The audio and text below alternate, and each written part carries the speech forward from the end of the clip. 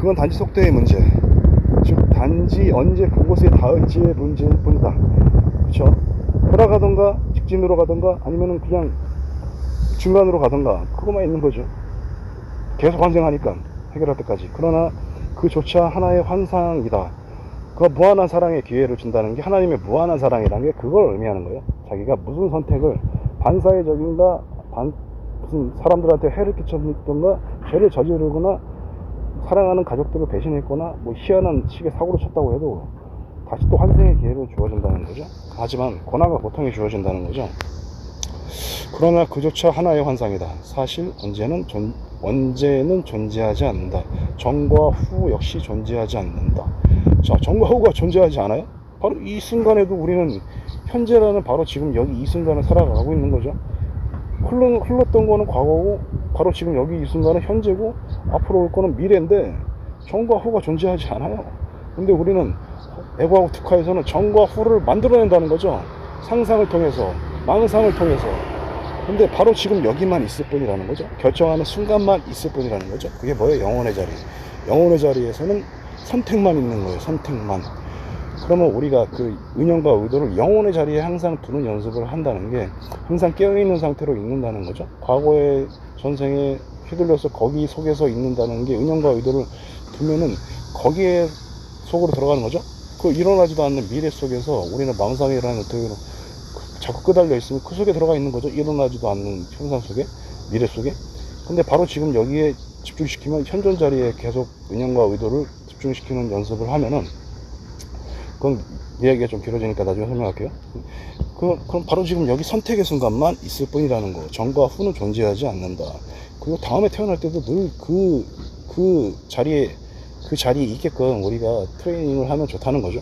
전과 후는 존재하지 않아요. 그래서 그 나중에 그 개념이 나오는데 시간과 공간이 없다. 시간과 공간이 없다는 게 우리가 시간과 공간이 있다고 표현을 하지만 물질계에서는 영혼의 자리에서 시간과 공간이 없고 단지 선택하는 바로 지금 여기 선택의 순간만 있을 뿐이다. 다음 생, 현생, 전생 모든 게 선택하는 바로 지금 여기만 있을 뿐이다 라는 개념을 설명하고 있는 거예요. 존재하는 건 오로지 현재뿐이다. 너희가 자신을 체험하는 항상이라는 영원한 순간, 항상 바로 지금 여기죠. 이 순간 내가 이걸 뭐를 할지 말지 선택하는 이 순간의 자리가 현존의 자리라는 거죠. 그렇다면 그 의미는 무엇입니까? 우리가 그곳에 이르지 않을 방도가 없다면 삶의 의미는 무엇입니까? 삶의 의미는 무엇입니까? 우리는 자신이 하는 일들에 대해 전혀 걱정할 필요가 없는 것 아닙니까?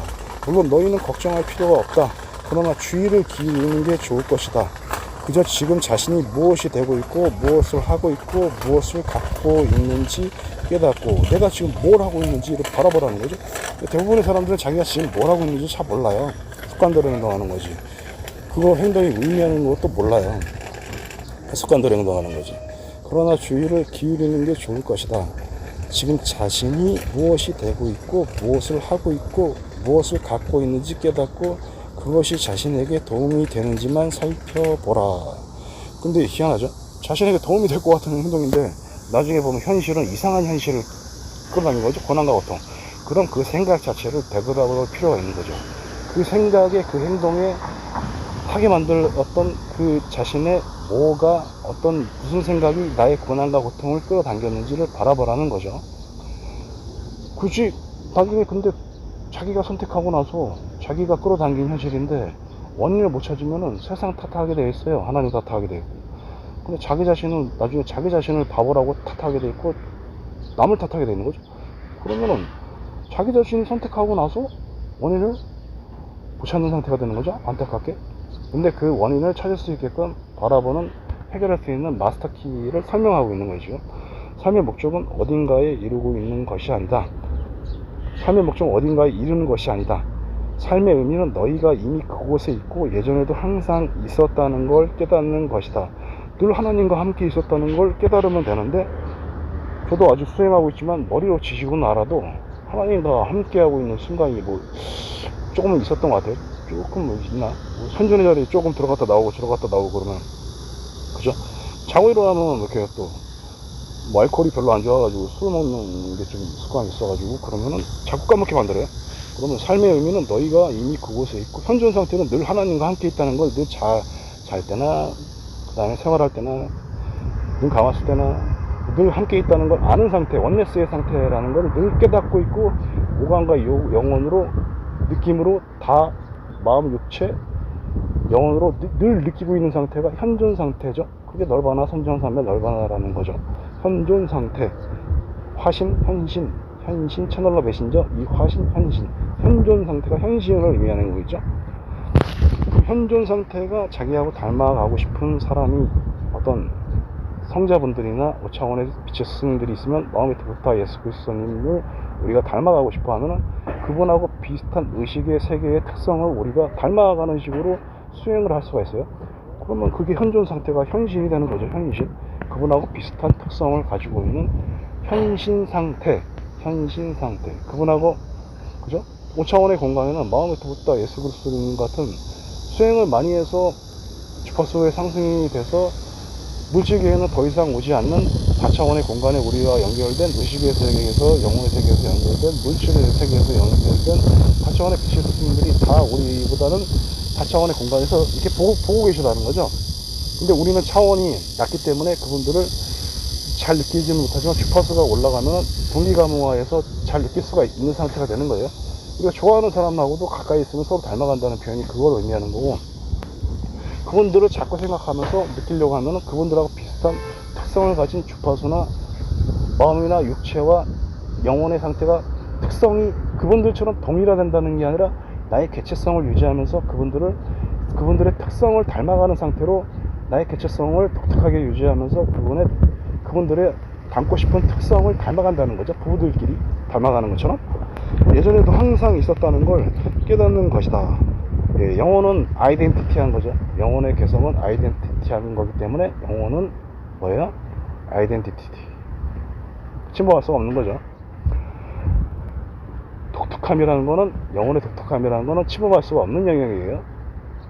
그래서 영혼의 자유의지를 로크의 자연법에서 그렇게 설명하고 있는 거고, 자기결정론과 영혼, 자유의지, 이런 거를 로크가 그렇게 설명했었던 거죠.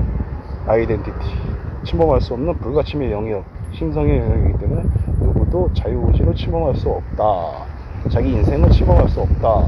이게 아주 불가침의 영역이라는 거죠. 그럼 그걸 침범하는 건 뭐예요? 역천자.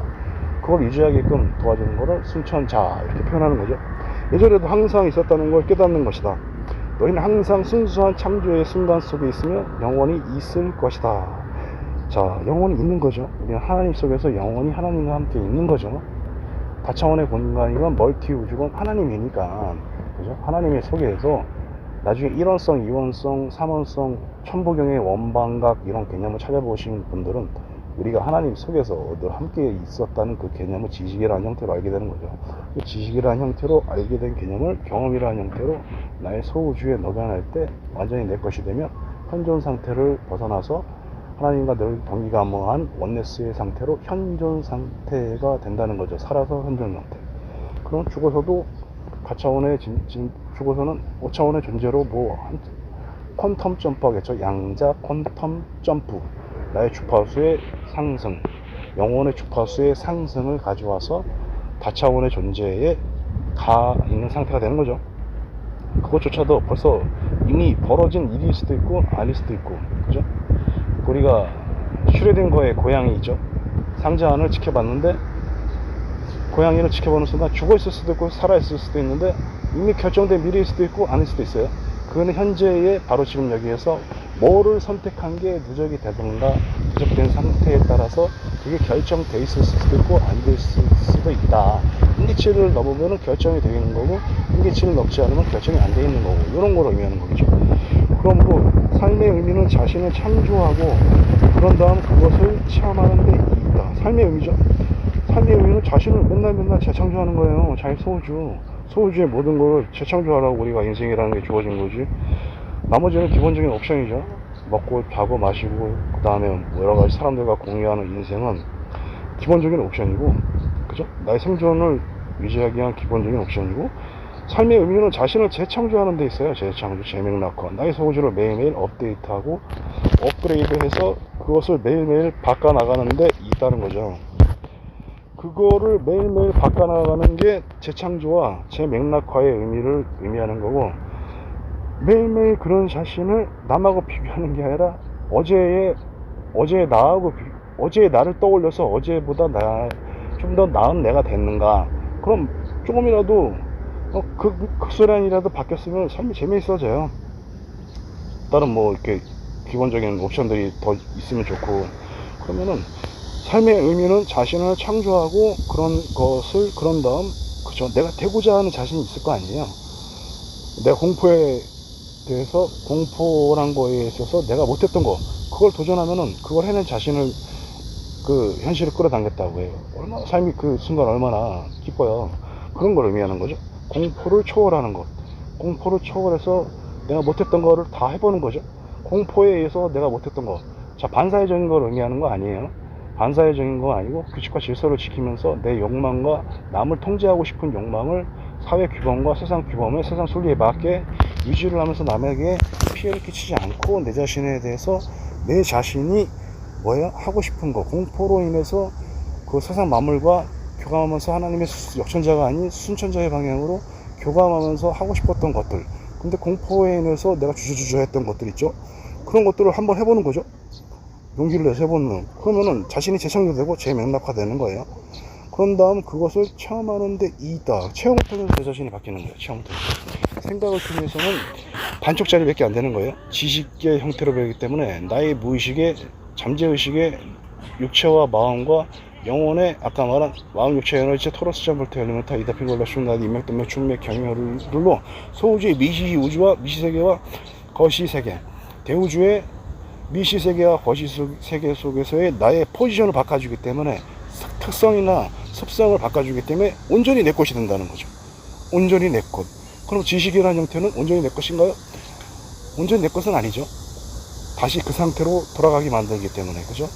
나의 전과 전의 상태로 돌아가게 만들기 때문에 똑같은 습성, 전생에서와 현생에서의 바뀌지 않았던 부분으로 다시 회귀하기 때문에 그거를 요요 현상이라고 보잖아요. 요요 현상. 요요 현상으로 똑같이 되게 되더라. 그러면 체험을 해야 된다는 거죠. 체험을 해야 내 것이 돼서 다르게, 나의 소우주가 다르게 구성이 되더라. 여기까지만 하고 마무리 칠게요.